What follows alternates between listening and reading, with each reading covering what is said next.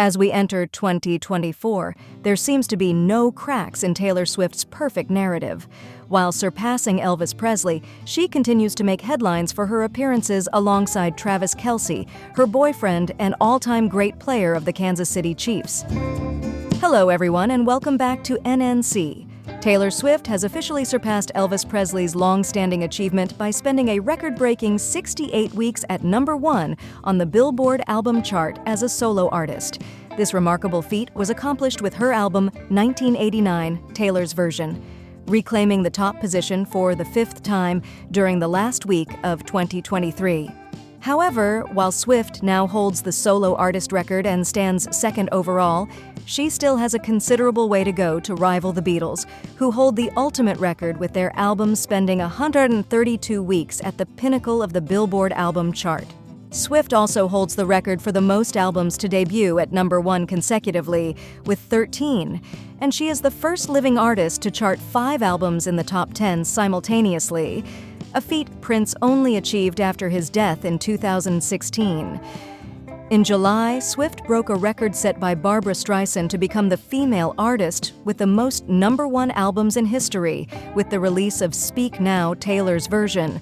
The Beatles still hold the record for the most #1 albums overall, with 19, followed by Jay-Z with 14 and Swift with 13. Presley and Swift are currently tied for the most #1s in a single year, both having had 3 in a single year twice, Presley in 1957 and 1961, and Swift in 2021 and 2023. That said, as she continues to break records, Taylor does not stop making waves about her relationship with Travis Kelce. Her appearances at Arrowhead Stadium in Kansas City are now regulars, and her look as always communicates more than meets the eye. On New Year's Eve, her jacket was identical to the one Kelce wore the week before, but with one special detail, the label reading Tay Tay at one pocket. It is the funny nickname given to her by Travis, who let it slip out during a previous episode of his popular podcast, New Heights, which he hosts with his brother Jason. These details are the ones that fans, the Swifties, are crazy about and that allow them to know the best about the phases and moods of their darling. And of course, all the signs that Taylor is letting out speak of a relationship that is finally happy and less troubled than previous ones. But what does the history of popular music have to do with the label of a football jacket? Simply put, everything. Taylor Swift is truly the heir to Elvis Presley and the Beatles for the simple fact that, like these legends, she can count on an army of devoted fans, to say the least, who represent the ever-expanding hardcore that the songwriter can always count on to keep grinding out records. Thanks to social media, this is more than ever the age of fandom, and Swift has tools to please her worshippers that her predecessors could only dream of.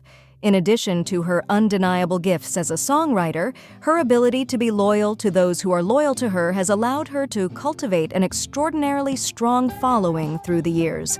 Taylor's fans know how important they are to her and know that she will never fail to reward them for their support. Such extensive yet curated loyalty is perhaps unprecedented in the history of pop culture, and allows Swift to traverse the vagaries of show business with a lifeline to keep her always afloat. The Swifties are so many and so active that to oppose them can amount to outright media suicide, which suggests how convenient it is to praise and celebrate Taylor Swift and how unnecessarily damaging it is to criticize her. A kind of checkmate to the world of media operated by what we should begin to regard as the most skillful communicator of our time.